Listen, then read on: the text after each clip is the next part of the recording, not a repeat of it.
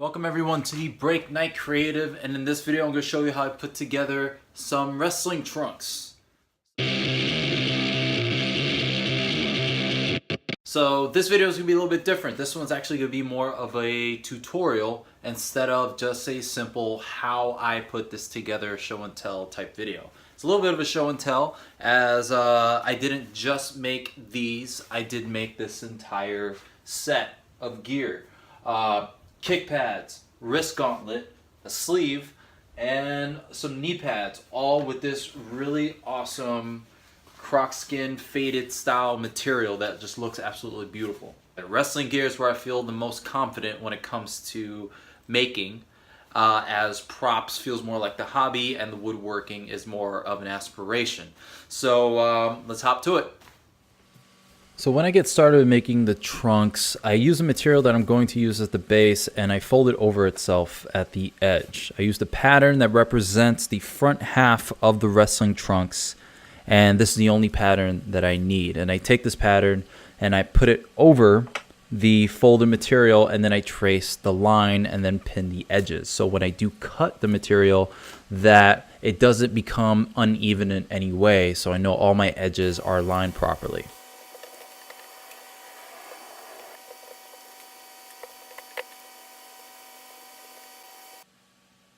When it comes to the back of the trunks, I use the same pattern, but in this point, I will use a straight edge ruler to go from the bottom portion of the trunks to the hip portion of the trunks. And that straight line will be the part of the trunks that kind of goes over your butt, keeping your butt cheeks from showing to the fans.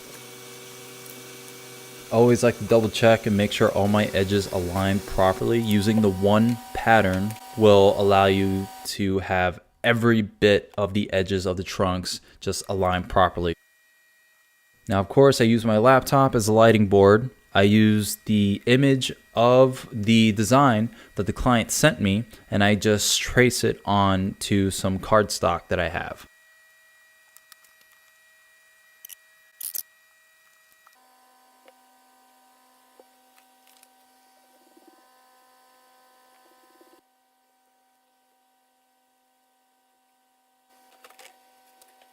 By request, he wanted a gold accent to the gears, a nice contrast for the lettering that I would be adding.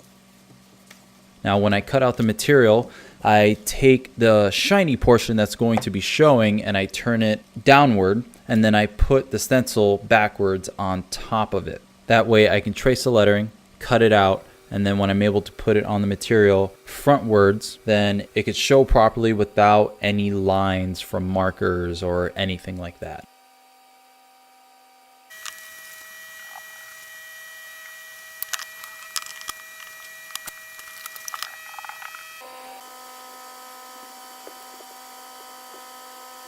Using a duct tape roll, I'm able to make the perfect circle that I need to do the F design.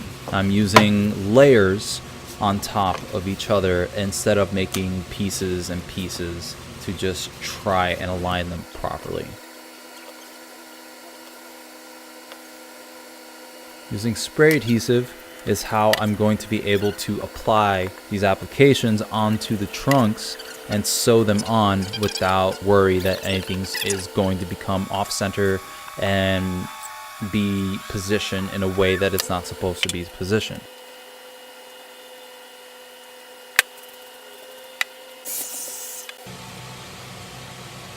Now, using a stretch black leather material as the outline, and I draw some little reference points for me to focus on putting the lettering, so I know that all the letters are where they're supposed to be. And since the material stretches, it can be very easy to screw this up, so I try my best to just keep it as aligned as possible according to the stencil and the image itself. Now, when sewing on applications or sewing the application itself, always try to use a very fine zigzag stitch to make it almost look like embroidery on the edges of the lettering or the design. So it is nicely reinforced, so when being washed or being used multiple times, it doesn't easily fall apart.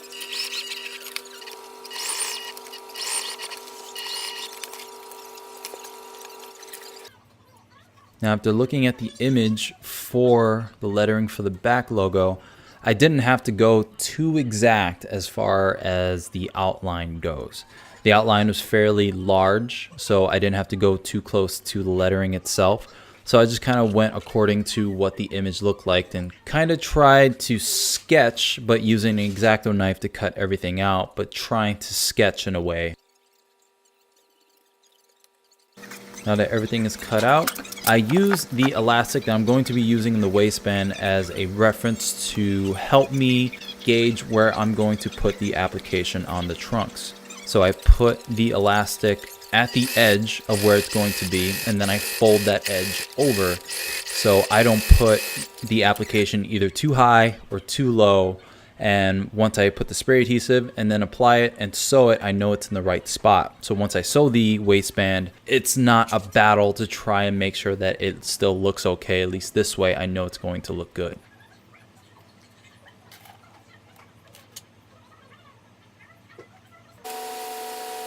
For the back, it can be very easy to go too high or too low. You can imagine a wrestler being in the ring wearing trunks with a logo that's way too low or way too high, and it just looks off. And I have some gear pet peeves, and I try to stray away from adding to that frustration. Using baby oil on a very stretchy, kind of leathery type material is a tip that I got from a friend of mine. So when you are sewing in the sewing machine, the presser foot doesn't get caught onto the material, which will happen. So the baby oil will just help it glide on the material.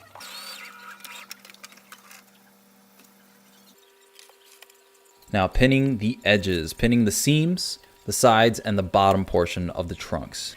When doing seams, there's a certain type of stitch that I use. It's not the traditional one that you'd see on, say, a t-shirt or jeans or even other types of athletic apparel. But in some way it's similar, as it adds a straight stitch but also a zigzag stitch, so it's nicely reinforced and can also work with stretchy materials. This material that I'm using specifically was very expensive and is actually very great quality.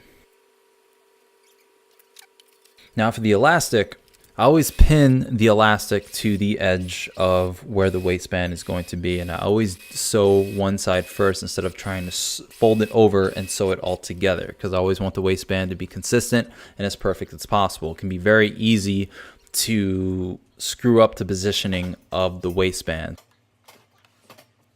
I always try to sew the waistband in the position first and then fold it over and then sew it in the way it's going to end up becoming.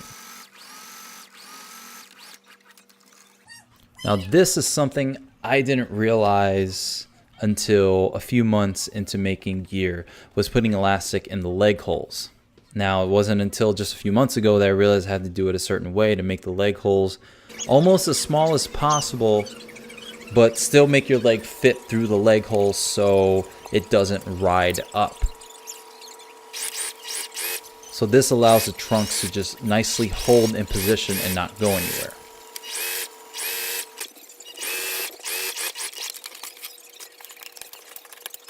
And they are all done and they look really awesome. Now let's do a little bit of a show and tell of all the pieces before I let you go. Kick pads, arm sleeve, knee pads, the trunks as you've seen with his front logo with a little bit of gold accent there, and the back logo with gold on the inside and some black on the outside of the lettering. Now this I'm very proud of, the wrist gauntlet. The wrist gauntlet, I should have did a video on its own, but I didn't. This came out fantastic. It was the last thing that I did, and I was wondering exactly how he wanted it. He sent me an image of the style that he was going for, and I've done some wrist gauntlets in the past, and I was never a fan of the ones that I've done. So I decided to go with this guy with Velcro and elastic, which stretches very well. It's form-fitted to the arm enough to where it will stay on. You push into that Velcro and it shall hold, especially with the floor, it's nice and reinforced, so this is not going anywhere. And this feels like such a cosplay item that it has inspired me to make more of these just for the hell of it. I feel like I can finally make the Vegeta gloves that I want to make because this is so cool, and make something with a zipper. I wasn't sure exactly how he wanted me to incorporate the material on here, but he sent me a design and I just kind of went with it. And the design kind of resembled something like this style, and I thought it was good to incorporate the gold in here and get this overall look. So this thing I'm very proud of, and I can't wait to actually do more wrist gauntlets. The kick pads. Straightforward kick pads. It's a little bit of a pain because the material is so thin, being sewed onto very thin spandex. It's I was battling these, trying to stitch them on, so the edging is not perfect, but still, once it's on, it still looks good. That faded look just really adds so much to it than just a straight snakeskin style. The sleeve is just a simple sleeve with the same material. Since it's a four-way stretch, it's so forgiving, it's so comfortable and lightweight. Same case with the kick pads. They're very lightweight, and so he can be able to move very well. So this sleeve looks just very cool. I actually wish I can easily just make one for myself, but this is very, very nice. But here are the knee pads, which you've seen me do knee pads before, but the difference between these and other ones that I've done is the fact that they have these little dimples here.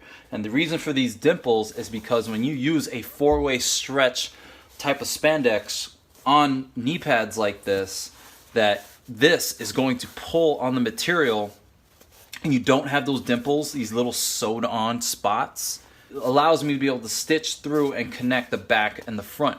And because of that, once this stretches, it's not going to try and pull the entire spandex back, making it loose and uneven and all screwed up, which I've experienced with some of my knee pads. The person that I made these for, we are practically the same size, so I pretty much just had to make this fitted to me so it would fit him perfectly. And these, when I make the knee pads, I don't just make them to fit the size, I also make them to fit just a tiny bit looser. So if you want to wear knee protection, you can, and these will stretch very well because you have the material itself that stretches, and then you have the elastic on top of it that's stretching. So it's because of this bottom part, it's going to hold above your calf really well because this is the tightest part on the knee pad. So it's going to hold really well and then still fit comfortably while protecting your knee once you hit the mat.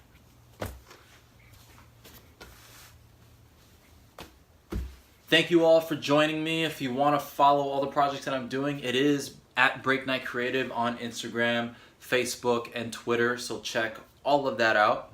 I also have a podcast, the Break Knyte Podcast, where me and my buddy Sean Iredale talk about being creative and all the things that inspire us to be creative, and where we go in depth on all the projects that we are doing, as he's a comic book artist and I am an overall maker of a lot of different types of things. If you liked the video, please hit the like button. If you have any further questions that you didn't feel like got answered in this video, because I'm sure I left a lot out, just leave a comment, or you can email me, breakknightecreative@gmail.com, and I'll be happy to get back to you and give you whatever answers I can to help you out, because if you're inspired to make gear, then I'm more than happy to help. So thanks again, everyone, and I will see you soon. Stay creative. Peace, love, and chicken grease. I'm out. It's time to ship these.